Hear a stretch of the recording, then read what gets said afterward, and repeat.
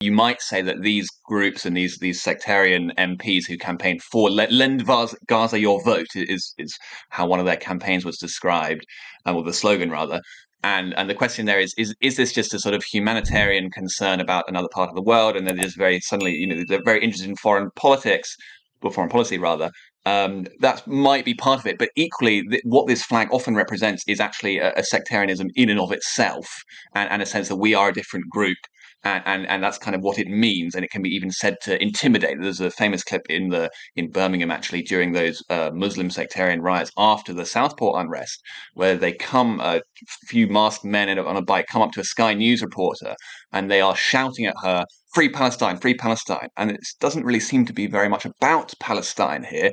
Rather, this is being used as a term, a way to intimidate and signal one's tribal identity. I mean, it's a territorial definition, isn't it? And let's actually just, again, going back to Southport and to the reaction to Southport, because I think this is really important that we understand what happened. One of the most extraordinary scenes, I think it was in Jess Phillips' constituency, wasn't it? Which is in this area, was the moment where we saw a masked, largely masked, wearing black, in tracksuits and this sort of thing, and bomber jackets and whatever, group of Muslims being addressed by a Muslim police officer. The Muslims were carrying sticks. They were carrying baseball bats. And what the Muslim police officer says to them is, "We know why you've gathered. We know that you are trying to protect your own communities. Now, we in the police force don't want to do anything unpleasant like arresting you, do we? We've also talked to the community leaders, haven't we? Why don't you be good boys and go back and put your weapons in the mosque? And we'll all go home and be very, very happy." Now, is that not directly connected to what we're talking about now? If you look at Ayub Khan, if you look at Mohammed Iqbal, if you look at Zara Sultana, if you look at one of the apparently key local figures on the safety involved with the safety advisory group, Wasum Zafir, these are all people who are in this network. There seems to be a network of local police officers high up into the police force, because clearly you could only say that if, I would imagine, people at chief constable level in the state of public outrage after Southport were involved in that, if local politicians were, if the police commissioner was. So we do seem to have, don't we? You talked about confusion.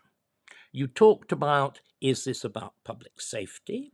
Is it about the assertion of communal independence? Is it, in other words, effectively a state within a statelet within a state? Is it straightforward, to be blunt, anti-Semitism to the point of, again, the cry of, from the river to the sea, which, as we all know, is a cry for the actual eradication of the state of Israel? Are we dealing then with movements now, localities now, that thanks to the election of their own MPs, the apparent control or infiltration of local police forces and the agencies of the state, and indeed a local football club, have assumed, dare one say, the mantle of a Muslim statelet within Britain? In other words, is a politician who went there very recently and was roundly condemned for what he said, is Robert Jenrick broadly right? Certainly, there is that issue of two-tier policing, and that issue of what is called community policing, and as you described it in that way. I wouldn't say that that certainly there are those links between Muslim MPs, Muslim police officers, say, and there's a lot of community pressure which the broad police hierarchy is very willing to listen to. Let's say. Can we just pause there? Let me put another thing to you. Why is there a thing called a Muslim Police Officers Association, or indeed a Black Police Officers Association? You see, I think much of what's gone wrong is as a result of the catastrophic overreaction of the British state to the Stephen Lawrence affair. This notion that you should have a police force that reflects its local community.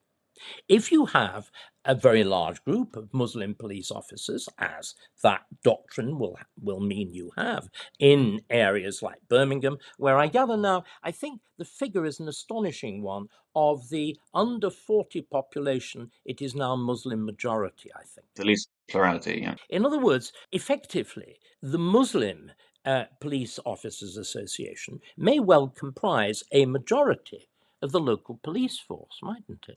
Well, I think they do nevertheless have difficulty recruiting, which is interesting. But the point I was actually going to go on to is that last year, when it fell to the police hierarchy to explain why they had taken this very hands-off approach, which one should not forget allowed a pub to be attacked, Indeed. a man hospitalized outside, and various other things. And a side note that all of those individuals who did it, some of them ended up getting charged with this. All of them got lower sentences than Lucy Connolly. But let's not get into two-tier sentencing today. But the question was, why had they been allowed to run amok? And it was a white senior police officer who the next day was saying, oh, well, we had a discussion with our community and we decided about the style of policing that we wanted to have. And it was basically none at all. But so I do think that broadly, even if you're probably right that the rank and file coming up and the next generation will certainly be more diverse, that nevertheless. No, sorry, I want to. Sorry, you're using, Laurie, you are copying out. You are using the language of the other side. They're not diverse. They are absolutely not diverse. Well, I was using it ironically. No, but it's really important we say this. So if there is a doctrine that the police force should, as it were, represent its local community, if that local community is politically and religiously organized, if the senior white leadership of the police force has done deals, can we again be quite clear? White people do not have community leaders. The majority population does not have community leaders. We do not. Can you imagine the reverse of the situation that I described with the weapons? Can you imagine the white police officer with the Millwall lads saying, now, come on, lads, do behave properly. Go and put your knuckle dusters away in the vestry.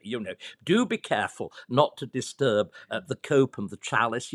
I've had a nice word, with the local high church vicar, and he says it's absolutely, it becomes a satire.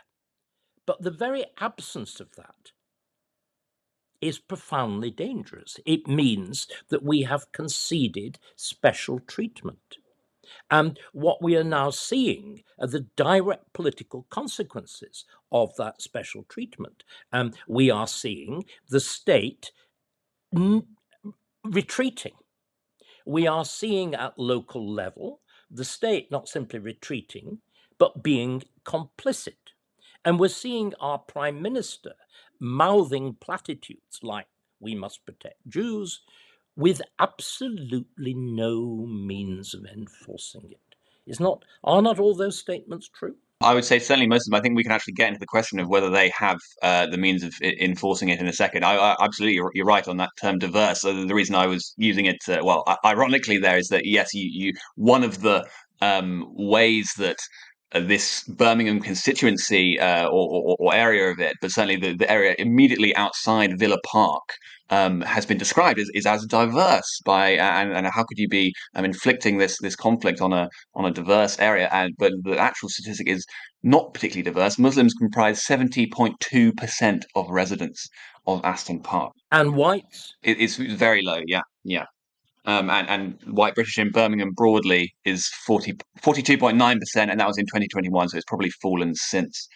So yeah, and we could also note that the level of segregation in that city is absolutely extraordinary. Sam Ashworth-Hayes in the Telegraph has been reporting on that, and what you see is basically a ring around the outside of the city of the more predominantly white areas, 80% plus. In the centre, it's completely white in the graph, but that there is basically less than 20% white in the city centre of Birmingham. And this is where, of course, you would have had actually the working class Aston Villa fans would have been coming from originally, the Peaky Blinders perhaps as well. But it's quite an extraordinary cultural change there. And I think I'd like to get onto that a bit because, of course, there are these questions about two-tier policing and whether the police took the right decision in terms of safety here. But it's been interesting that a lot of the outrage from even the centre-right commentariat about this issue has been focusing on the police. And I think, there are certainly rightful concerns about sectarianism and all of this, sensibilities towards these communities. But what is to some extent being missed, in my view, is the fact that, well, with this demographic reality, this is the outcome you're going to be getting. It's true, probably, that there would be an enormous riot if this did happen, or we would need hundreds of police officers to come in and make sure there wasn't one. And so, to some extent, to rage and rage about the police's actions here is, in some ways, neither here nor there, because really all of this is downstream from the political decisions that allowed this demographic change to take place in the first place. I would agree. I mean, there is an analogy, isn't there, Laurie? And we need to follow it through on the question of policing. You describe you describe a Muslim centre surrounded by affluent, leafy, white suburbs with large detached houses, the kind of places that I know my colleagues in the universities of Birmingham and Warwick and whatever live in, really very nice places. It sounds like America, doesn't it? Except we're not talking about blacks, we're talking about Muslims, but we are talking about white flight. And we are talking about the sorts of potential for violence, which is undoubtedly true in American cities. And this also, of course, raises the absolutely fundamental question about our police force. Our police force, the famously founded by Robert Peel on the principle of policing by consent, relied on an essentially homogenous public.